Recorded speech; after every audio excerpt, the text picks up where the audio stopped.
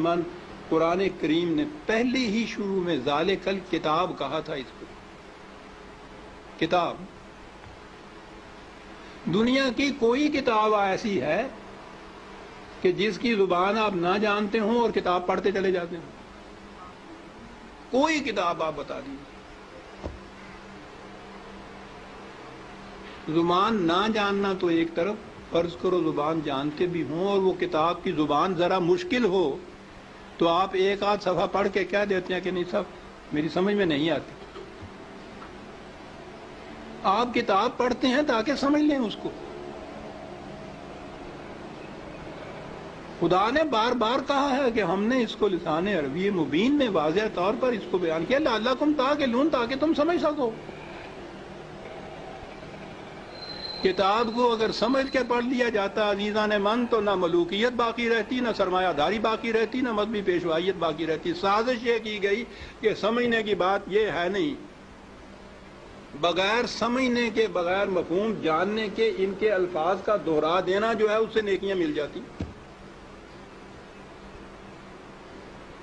ایسا چکر دیا کہ کتاب کا سمجھنا جو تھا، سمجھنا کتاب کا بے معنی ہو گیا. بغیر سمجھے ہوئے اس کے الفاظ کا دوہرا دینا عین مقصود یہ رہ گیا.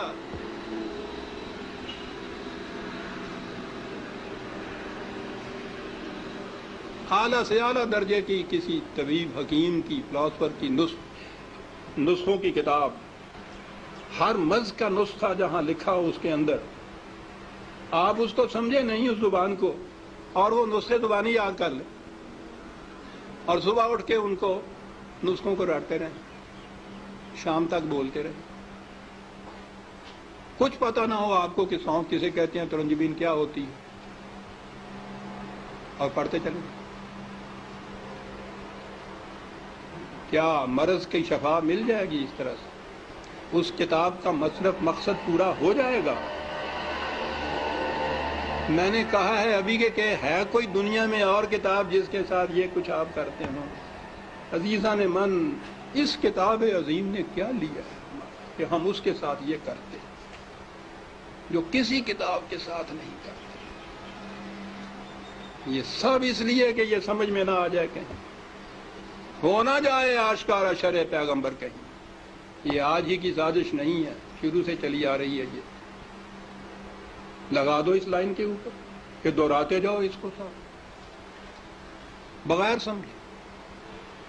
نہ وہ آگے جو امام کھڑا ہوتا ہے حافظ، اس کو پتا ہوتا ہے میں کیا لفظ دہرا رہا ہوں، نہ یہ سننے والوں کو پتا ہوتا ہے کہ یہ الفاظ کیا معنی رکھتے ہیں. دونوں ہی مطمئن ہوتے ہیں کہ ثواب حاصل ہوتا ہے. اس کتاب کے ساتھ کیا کی تو ہم میں اور ان میں کیا فرق ہے جن کے پاس وہ کتاب نہیں ہے؟ فرق یہ ہے کہ ہم دوہرے مجرم ہیں. ہے بھی کتاب، اور کتاب کو اتنا، اس کو پڑھنا تو کہیں گے نہیں، پڑھنا تو پھر بھی وہ ناظرہ پڑھا جاتا ہے جو دہراتے ہیں. ناظرہ پڑھنا بھی تو یہی ہوتا ہے، الفاظ ہی ہوتے ہیں جن کو دہراتے ہیں ہم.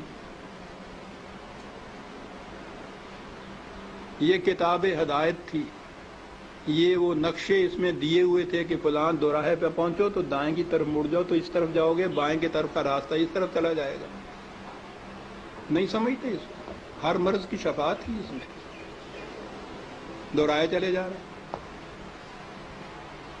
یہ ایک پورا ریلا حفاظ جسے کہتے ہیں، صرف حفظ کیا ہوا، کچھ معنی نہیں جانتے. اسی میں وہ پھر قاری آ جاتے ہیں، حفظ بھی کیا ہے، پڑھتے بھی ہیں، پھر قرأت کے ساتھ گا گا کے پڑھا جاتا ہے.